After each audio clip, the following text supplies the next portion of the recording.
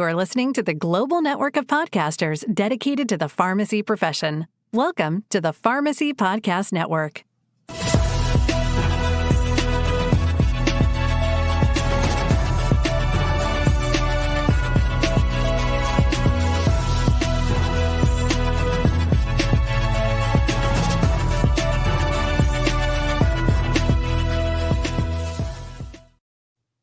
Hey, welcome to This Week in Pharmacy. I am your host, Todd Urey, founder of the Pharmacy Podcast Network. How are you doing?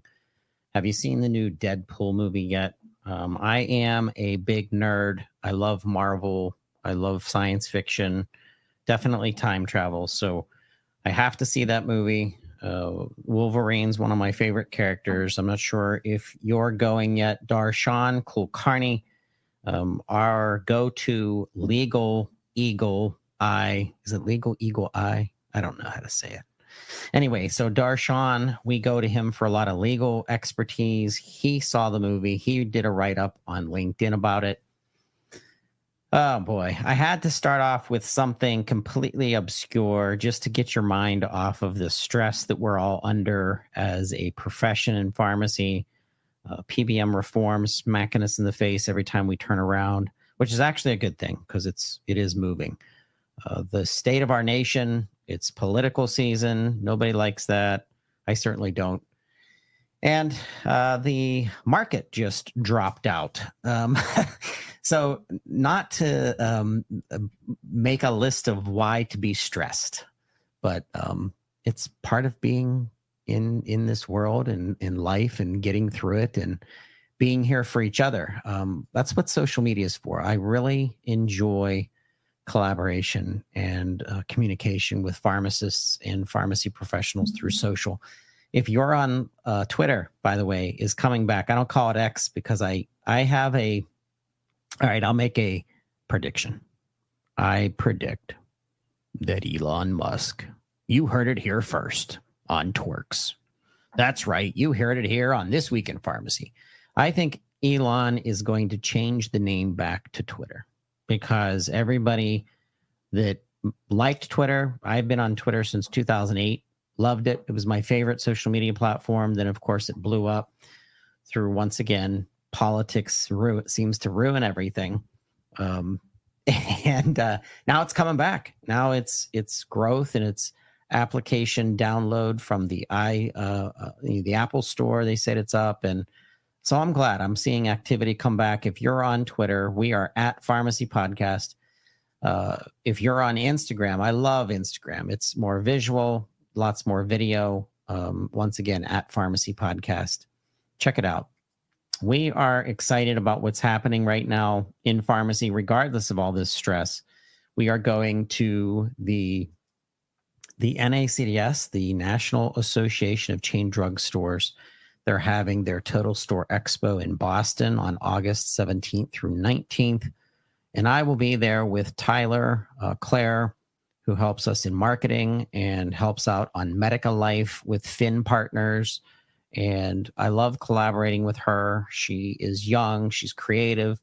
So look for us in booth 1119. That's 131s, 1119. If you're going to Boston, if you're going to be at the NACDS, please look us up. We're looking for additional press quotes. We're trying to get about 30. We have about 12 so far. That event is going to be sponsored by Babson Diagnostics. Don't know if you know the story of Babson, but Babson Diagnostics, you can find them on Twitter at BabsonDX. Their team, Dr. Nick, shout out to Nick, who's going to be there too. Shout out to Christy, who's going to be in our booth with us. They are putting blood testing collection units inside community pharmacy and then doing daily pickups in the communities and the territories that they serve. And it's brilliant. It's literally what happened with Theranos. Shout out to them trying to do what they weren't able to do. Elizabeth Holmes, her whole, you remember the story. Go watch it on Netflix. It's a great story. I admire her as an entrepreneur, but her marketing and pitch got ahead of reality, and it all crumbled, and investors were very angry. And I think she's still in jail, but nonetheless, Babson picked up where Theranos dropped the ball, and that is the reality side of it. And Babson's actually doing the small amount of blood collection from your finger. I've done this test before. You put your hand on this warmer, it warms your hand up, which is amazing.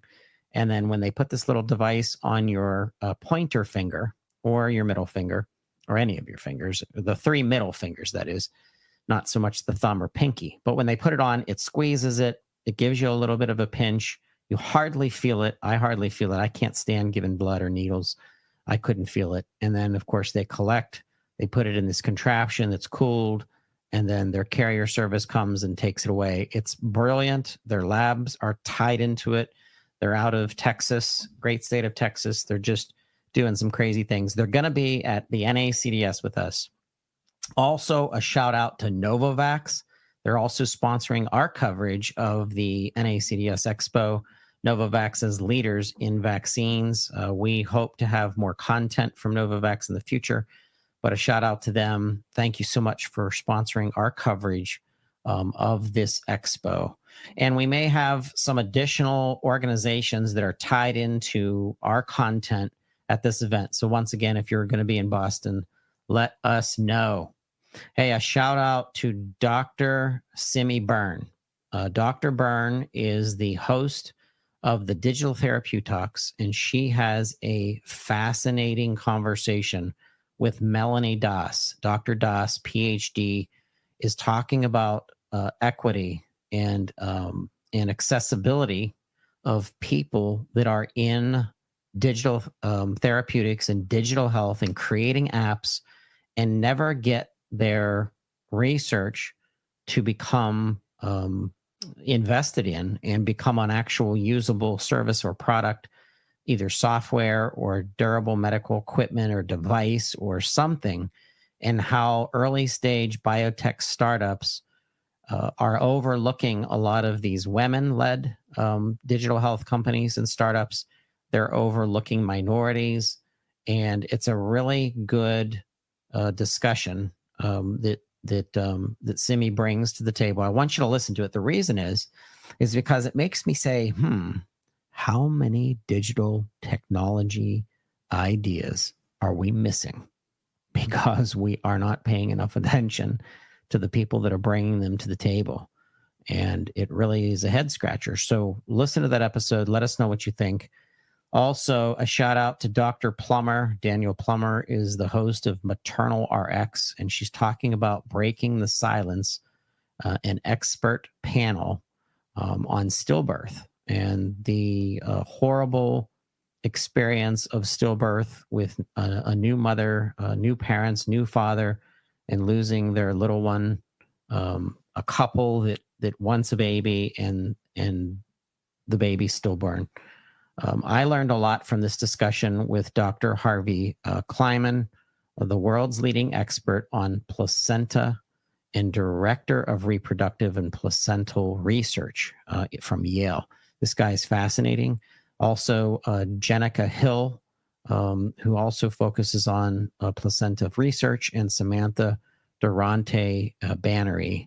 She's the executive director of Push for Empowered Pregnancy. You got to listen to this. If you are in pediatrics, if you are in women's health, if any of your clients ever or patients talk to you about pregnancy and what they go through, especially if they went through stillbirths situation, horrible. It's just a really good, informative, meaningful, good information podcast to listen to. And then Shark Week, we launched this week on podcast form. We did it on YouTube with Darshan Kulkarni. Shout out to Darshan. He is tackling the sharks with us, the sharks in the water of healthcare, and how they can bite you and tear you apart if you don't pay attention to the legal aspects of what it is to be in healthcare. So listen to that. And then the first accessible GI mapping microbiome test. The first accessible GI mapping microbiome test with Dr. Marina Buzkov, who is the host of the Holistic Pharmacy podcast. What an interesting episode. A shout out to Marina for being such a great podcaster. We're excited about what's happening in our network. Thank you so much for all of your assistance to all of our hosts and all of our clients who are using the Pharmacy Podcast Network. We're excited about so much content coming to us. A shout out to FactMI. They're developing a brand new informational series about medical information and medical science liaisons, pushing that. And I couldn't be more excited about organizations that are interested in working with us, reaching out to our favorite providers, our pharmacists. And today's episode is brought to you by Jarl Pharma. Jarl Pharma is a developer of multiple different products, including levothyroxine sodium capsules. They're actually, I think, one of the only suppliers, if not the only supplier, of a specific levothyroxine sodium capsule. And I'm going to put some information for you to click through and look them up on our show notes. And we just love the content that they help us develop. And today's episode of Twerks is brought to us by Jarl. Pharmacists meet Jarl Pharma, a dynamic newcomer to the U.S. generics marketplace. Jarl Pharma's current portfolio focuses on high-quality authorized generic medicines in the acute pain and endocrinology therapeutic areas. Backed by its parent company, IBSA, a multinational pharmaceutical company headquartered in Switzerland, Jarl Pharma has harnessed IBSA's cutting-edge drug delivery technologies and has made great strides in expanding access to its products across the U.S. Looking ahead, Jarl Pharma is committed to delivering complex generic medicines across a broad spectrum of therapeutic areas. To learn more, including important safety information about its products, visit jarlpharmainc.com. That's YARAL pharmainc.com and connect with them on LinkedIn.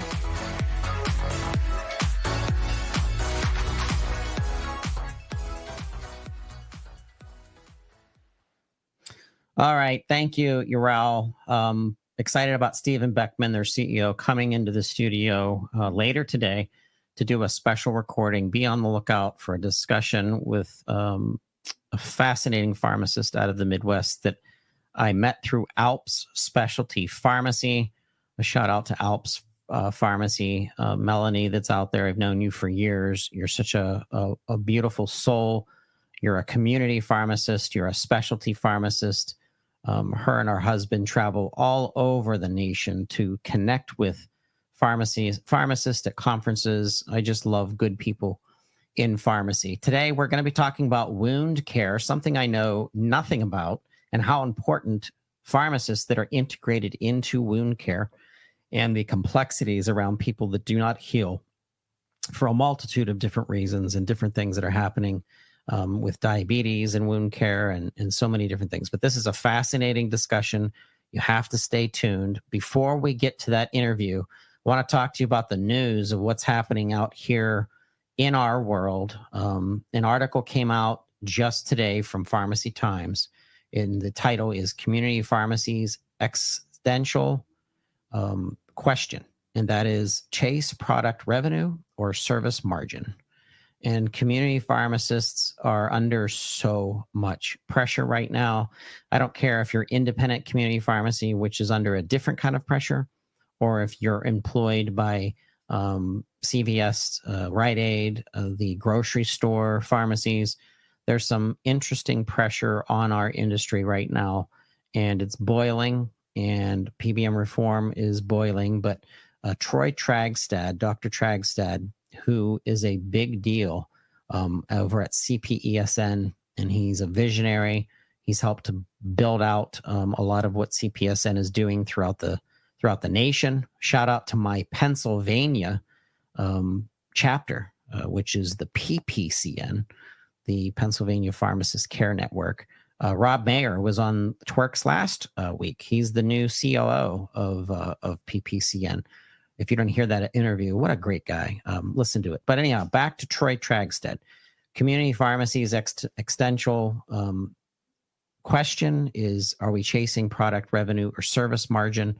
And he goes into really understanding there's, an example, 15,000 Starbucks locations in the United States and more than 38,000 worldwide, and how, it's the average Starbucks regular. If you were waiting in line and you were, participating in getting, your coffee and understanding, how's that pertain to community pharmacy as a product or as a service provider?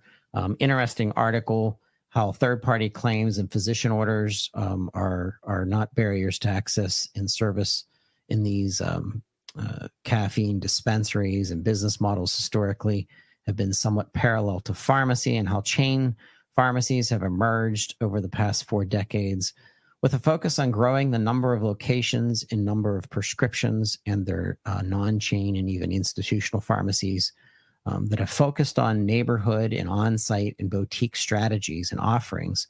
With every passing year, it feels like there's an increasing pressure to emphasize product throughout over service experience. And it's a great article. I want you to read this up. I want you to think about that as how it pertains to your business model when you're at a crossroads and you're a choice between commoditized, loss-led pharmacy business model where the lowest cost to dispense wins, or the creation of a service-based model that approaches a level observed during the COVID response, and how it was hands-on and a lot more service-oriented, and immunizations and testing and follow-up and creating treatment programs for specific conditions and hypertension and diabetes. I mean, there's a way for this to work. And reach out to your community, reach out to your state pharmacy organization, and find out if they are contracting through CPSN's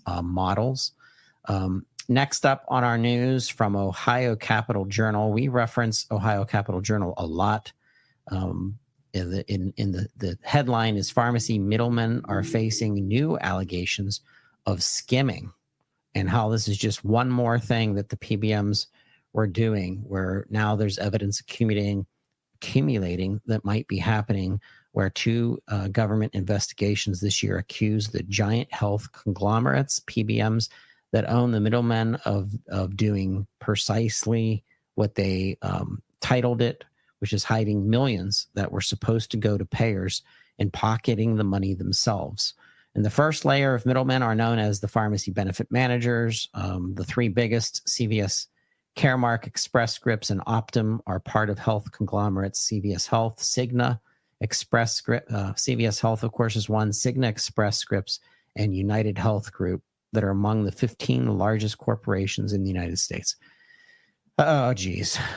It's just another disappointment from the PBMs, that we want them to be there, to be transactional, to get us the money that we need to move forward as a pharmacy profession, caring for our patients, doing more for them, and it's just being sucked up in the form of greed and profit. So, and on that note, the next article, the third article I want to talk to you about, is coming from Forbes, and it's titled "Mark Cuban's Company Shifts from Partner to Consultant in Amazon Blue Shield Pharmacy Venture." This is really shaking things up. I said 2 or 3 years ago, I didn't think Mark Cuban Cost Plus was going to work. I said that on a couple podcasts because I thought it was commodity driven.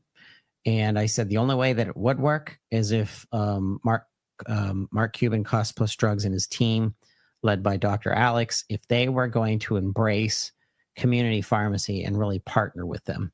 And it looks like that's exactly the route that they're going. It's certainly not going to happen at the pace that we'd like it, but it's interesting that now, in a year, things have changed after Blue Shield of California announced the prescription management model that also includes Amazon, a pharmacy benefit venture owned by Blue Cross and Blue Shield plans, called Prime Therapeutics and Abraca Health, as a pharmacy benefit service firm. And now Blue Shield of California is looking into a Mark Cuban Cost Plus Drug model, and looking at the company to establish a simple, transparent, and more affordable pricing model. And it's just about simplicity.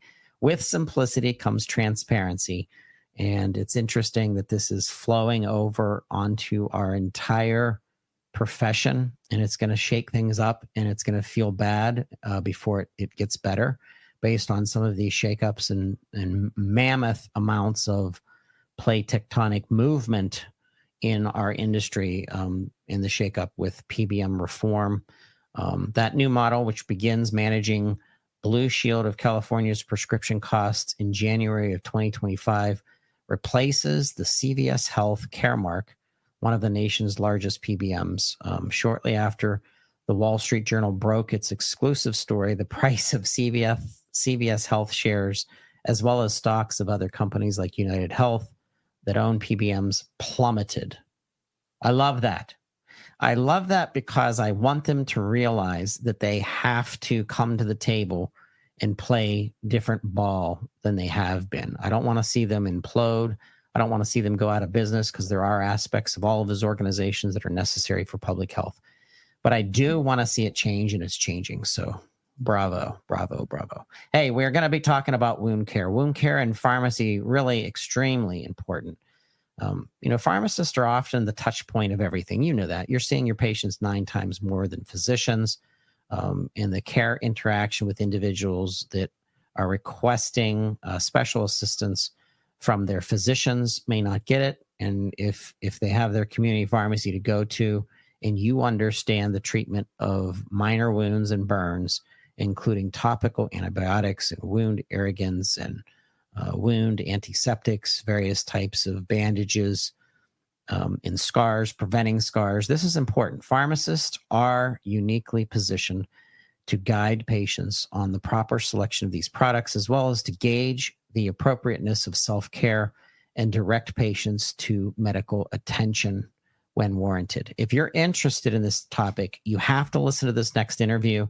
But I do want to shout out to the NCPA, the National Community Pharmacists Association, has a section on their website. It's ncpa.org/wound-care. That's ncpa.org/wound-care. And it's a wound care description. We are headed to Columbus for the NCPA 2024 annual event. Meet us up there. And if you are in wound care, if you're in a hospital system or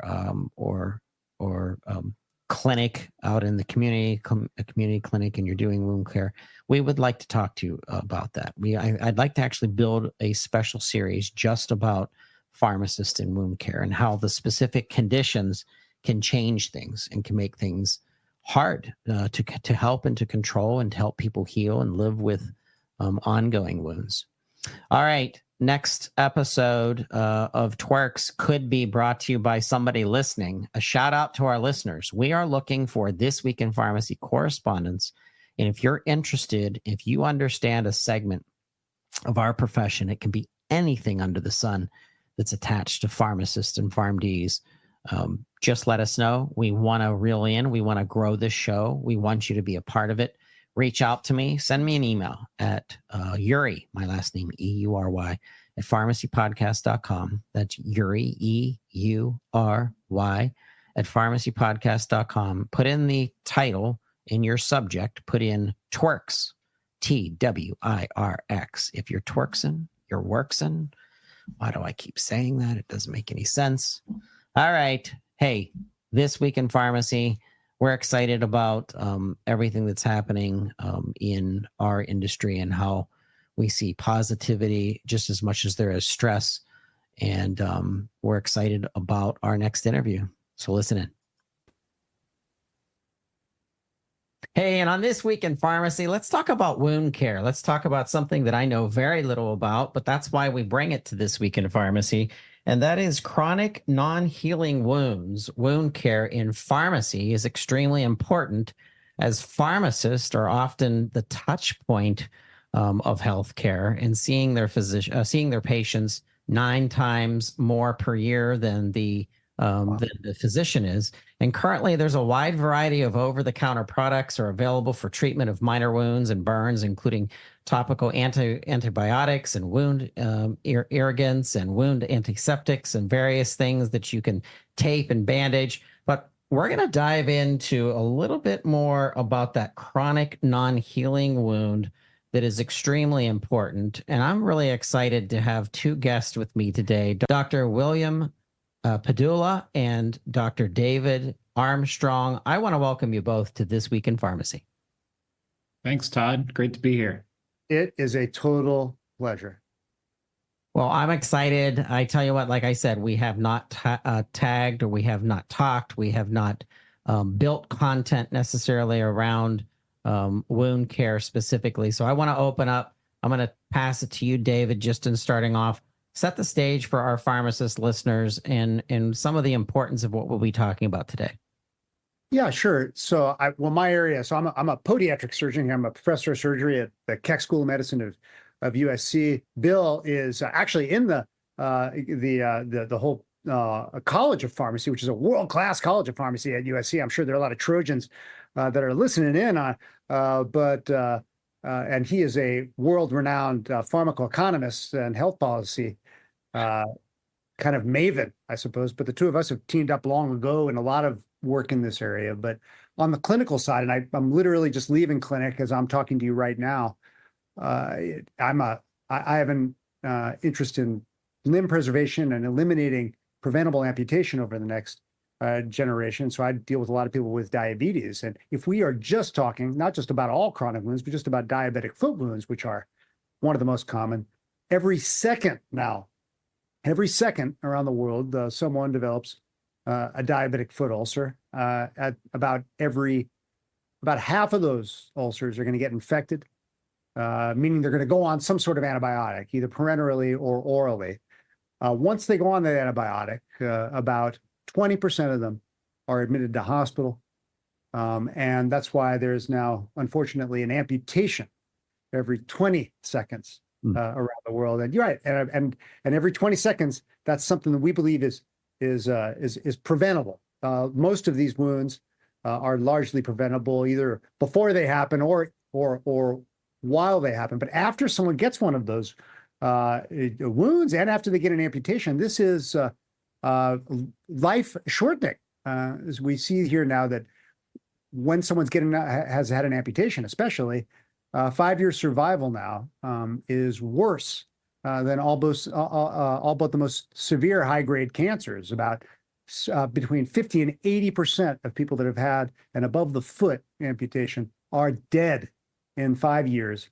About 30% of people that just get a wound are also dead. And you can see these data, you just compare them to cancer. It's not fair to compare one terrible thing to another, but we all care about cancer, and very few of us have even heard about these terrible things like wounds. But I'm sure my colleagues in pharmacy are working on the day-to-day with folks that are coming in either for antimicrobials or for kind of DME supplies or some sort of other poultices. But it's a really exciting time to be working in this area, even with all that bad stuff happening. Bill, welcome to the show, and thanks for the shout out, David, for the great school, USC School of Pharmacy. I'm going to pass it to Bill. Just give us an intro of what we're talking about today and why pharmacists should be interested. Yeah, sure. Thanks, Todd. It's great to be here from the University of Southern California, Mann School of Pharmacy and Pharmaceutical Sciences. Of course, at our school, there's a lot of different divisions of pharmacy, from clinical pharmacy to basic sciences, and I sit in a really unique position in our Department of Pharmaceutical and Health Economics. So I think all the time about what is the value added of health technology, especially prescription drugs and biomedical devices. And what David has introduced you to is really a pharmacoeconomic issue in the United States, especially for the Medicare and Medicaid populations. We spend tens of billions of dollars in managing diabetes for these patients. I think the Part D of Medicare program alone spends over $20 billion a year on insulin.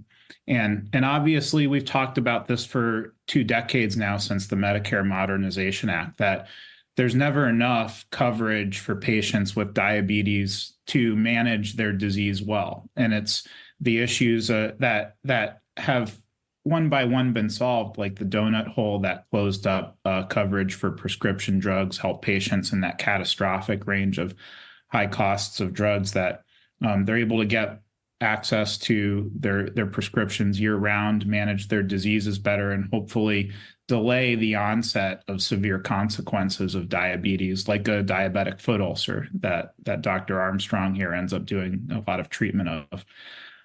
When patients get these conditions like a foot ulcer, it becomes a different story. You're no longer managing the disease, you're treating the acute consequences of long-term outcomes of diabetes. And the pharmacist always has a role here. It's not just prescribing insulin now, it's managing infection prevention, perhaps with antibiotics. And obviously, as David said, if a patient becomes an amputee, there's pain management, there's other types of issues that become part of the sequelae related to the risk of stroke and the risk of organ failure over time with these patients with diabetes. So pharmacist is an important piece of this entire continuum of care.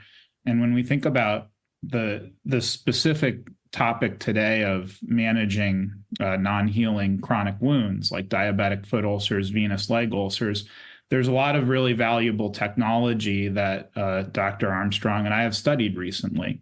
And I think what pharmacists can always appreciate is that it always costs less to prevent something bad from happening than treating the cost of the consequence. And this is no different, where if we have a device that offloads pressure on these chronic wounds that Dr. Armstrong's looked a lot into lately, or if we have these special, what are called skin substitute or placental-based tissue dressings that we can place on an open wound and help it heal faster, that is a much better deal for our society than paying for the consequences of infection, readmission and recurrence rates, amputations, and obviously the loss of life that comes much earlier than expected in these chronically ill populations. So what we're getting into, of course, with the technologies that we're talking about here, like these skin substitutes,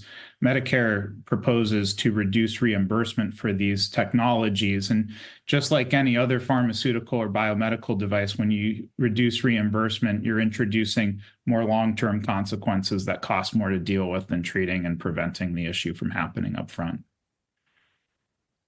What an excellent intro to a topic that we need to get more understanding around. In healthy individuals, those minor wounds are taken care of within days, several weeks. However, that rheumatoid arthritis, the diabetes, something to do with heart disease, there's a wound, it just carries on. These people may not realize their community pharmacists, their hospital pharmacists, even our specialty pharmacists have a deep understanding of how these medications can work and be compounded, maybe even be customized. I want to ask David, what other ways are you seeing benefit equal better care to keep people out of the emergency room or passing away? Well, look, I'll tell you right now, it's exciting that we're talking to pharmacists who have an interest in this area, because even if a pharmacist doesn't have an interest in this area, they have an interest in this area because, I mean, fully right now, I was just looking at the census of my hospital, and, more than 60% of my patients, or the patients on our census right now, have a diagnosis of diabetes. And I would imagine it's probably a similar one of folks walking into a community pharmacy or a large chain. And these folks, I think pharmacists now, pharmacy professionals, have an outsized influence on these women and men that are popping in for care. And it may just be for a refill of an antimicrobial. It may be for their GLP-1. It may be for their metformin. It may be for something else. But the ability, and I know how easy it is to talk about this on a podcast, and so hard to do in real life, but the ability to interact with that woman or that man just for those few seconds and maybe just give them a little bit of advice or even just a little bit of support, that has an outsized impact.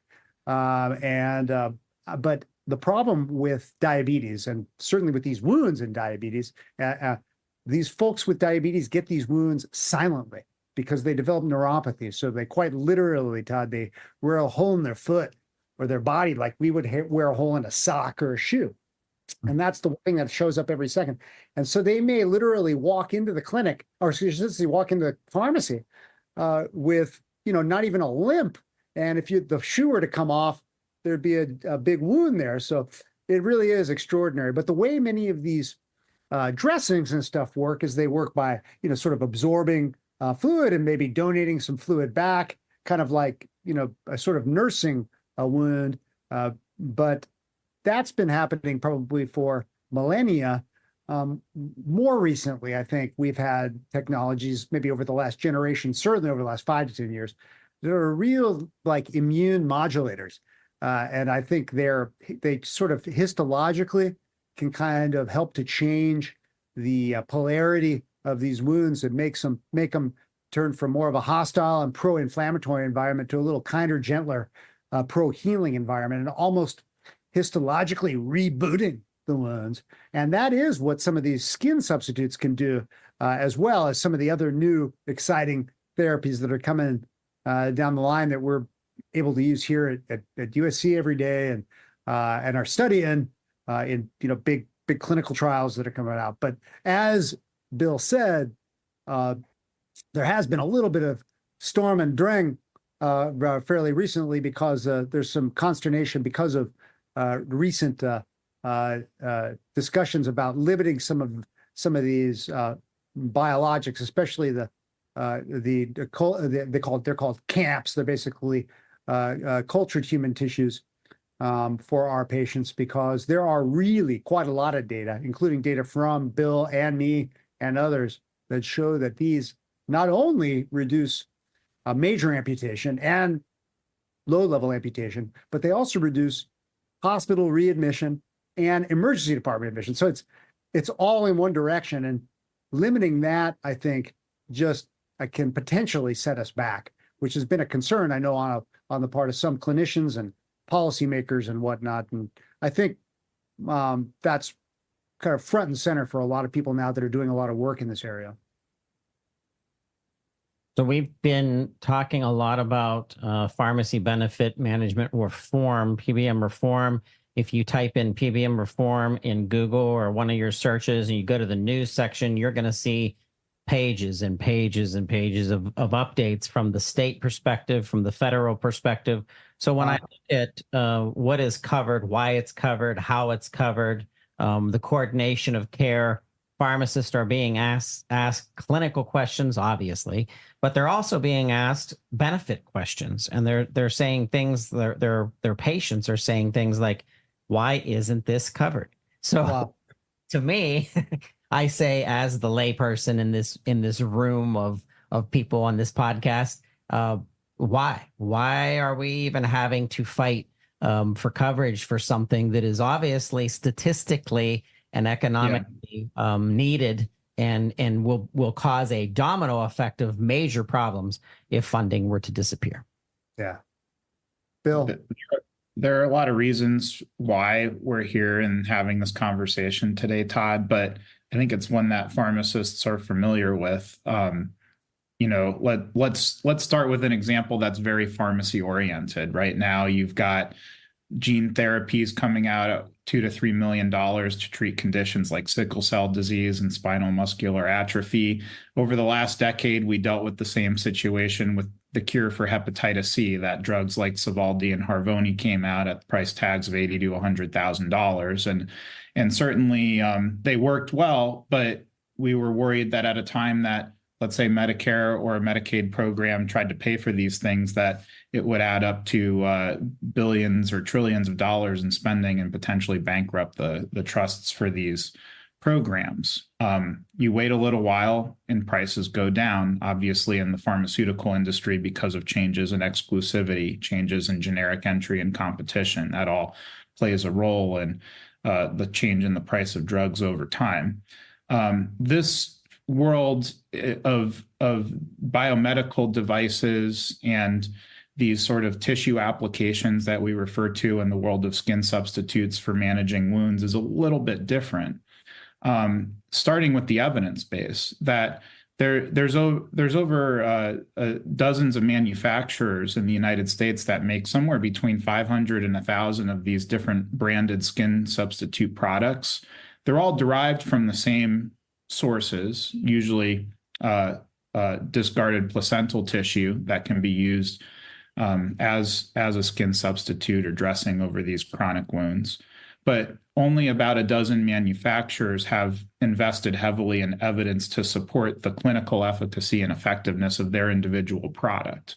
And the U.S. Agency for Healthcare Research and Quality recently released a federal report comprehensively reviewing the evidence base and showing that here's a dozen companies that make products that they label as skin substitutes for treating diabetic foot, for venous leg ulcer, and other chronic wounds.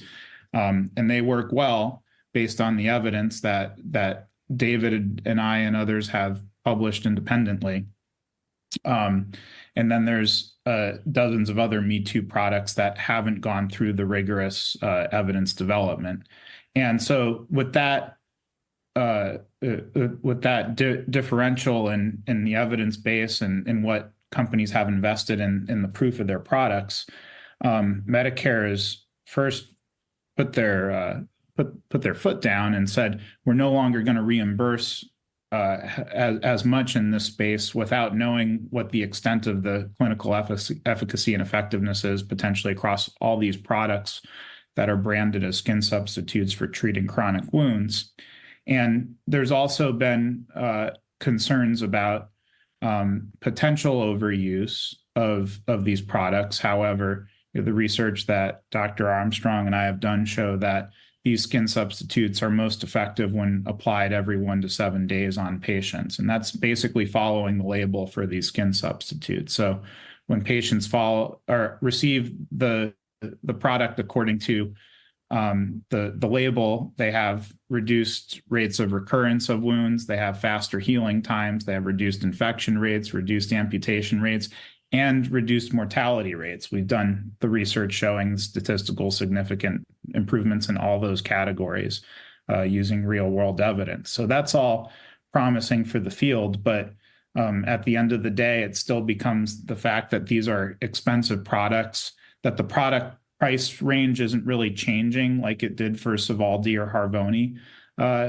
in the Hep C market. And so Medicare's budget for this continues to be impacted. And I think they're putting pressure here to either see price reductions or see more careful management in how these products are applied to patient.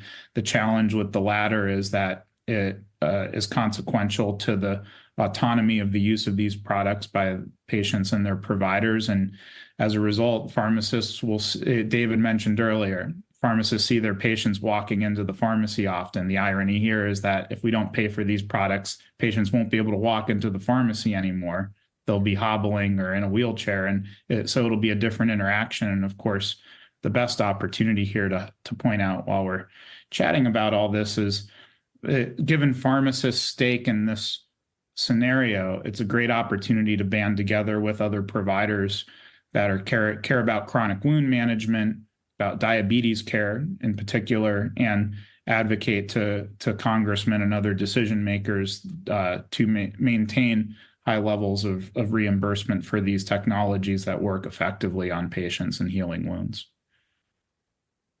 Well, that's why I enjoy having people that are in the trenches doing this work come on to the shows and give our pharmacists a heads up, because there may be pharmacists in a health system or community or even our long-term care pharmacies caring for our geriatric populations that don't realize this and the skin substitute issues that are going to be reimbursed, not being reimbursed. CMS is aware as of April 25th of 2024 that the Medicare Administrative Contractors, the MAC, released a proposed local coverage determination to provide appropriate coverage for skin substitute grafts used for chronic non-healing diabetic foot and venous leg ulcers. And we're following up with that. What I would like to do is have the both of you come back with an update and bring a pharmacist in from a hospital system, a health system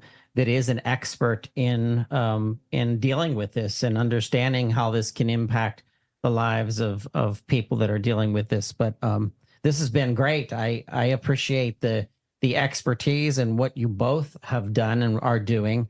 And a shout out to our pharmacists who are dialed into skin substitute treatment and wound care treatment and chronic non-healing wounds. And in closing, turning it back over to David, anything as additional information for the listener, the pharmacist who are like, this is something that I've heard about and I would like more information in researching and picking up on. Yeah, absolutely. I'm sure we're going to give you the link in the show notes so you guys don't have to like memorize any of this stuff. But what I will tell you is that this is such an exciting time, not only to be a toe doctor like me, but to be a pharmacist. We're just now getting data in on some of the first really exciting gene therapy studies in this area that I'm a co-principal investigator in, all the way to spread on skin and even spray on skin and home-based monitoring tools. It's just a really rich area. And I think, as always, the pharmacist is kind of at the nexus for this because they have more interactions with our patients than anyone. And if we can maximize the time that our patients spend out of the hospital, we always say kind of our holy trinity for our patients with diabetes are ulcer-free days, hospital-free days, and activity-rich days. And those are things that it's a team sport, and the pharmacist is one of the key members of the team. And I'm just grateful to be on here, Todd. A lot of fun. Thank you. Thank you so much, Bill. Thank you so much for being a guest. We have to have you back. There are so many subjects that we could dig into with that's from the USC School of Pharmacy. So be on the lookout for an email from me. I'd love to come back. We're tackling all sorts of pharmacoeconomic issues these days. Like I said, like gene therapy for sickle cell disease. That's a big one right now. How do you pay for multi-million-dollar courses of treatment? So happy to share more ideas on how we cover that ground. Covering that ground, and for sickle cell specifically, we have pharmacists that are dialed into pain management all around just sickle cell. So I think it's a wonderful opportunity to learn from you. Great. Well, thank you. Hey, shout out to our pharmacist in the midst of all this. If you have questions, reach out to the Pharmacy Podcast Network. We will get you connected with these two wonderful speakers and guests. And as always, thank you so much for everything that you do for public health. Shout out to our pharmacists and technicians. And thank you for listening to This Week in Pharmacy. All right. What a great interview. Thanks for your participation in giving us and our listeners updates on wound care. I want to give a shout out to Mark Garofoli. Dr. Garofoli will be at Pain Week, the Pain Week Conference 2024, September 3rd through the 6th at the Cosmopolitan in Las Vegas. If you are going to Pain Week, I want you to look up Mark Garofoli. Go look him up on Google and put in Pain Guy. That's Pain Guy. Or go to painpod.us. Once again, PainPod. He's one of our podcasters, all things about pain. And that ties back to what we mentioned around sickle cell and how important pain management in pharmacist and pain management is. Hey, it's been a great This Week in Pharmacy. We expect to see people in Boston. Please let us know if you're going. Also, arrangements to get ready for the National Association of Specialty Pharmacy, the NASP, in Nashville at the beginning of October. October is going to be a crazy month. So I think we have 3 conferences. We have the NASP, we have Health 2024. I always called it HLTH 2024. It's one of the coolest conferences I've ever been to. And then at the end of the month, we're going to Columbus to the NCPA, the National Community Pharmacists Association. That's Independent Community Pharmacy's Super Bowl event from the NCPA. And we're excited to be a part of it all. Please connect with Pharmacy Podcast on all directories. And if there's anything we can ever do for you, the technician, you, the pharmacist, or organizations that want to tap into our network, please let us know. We hope you have a great week.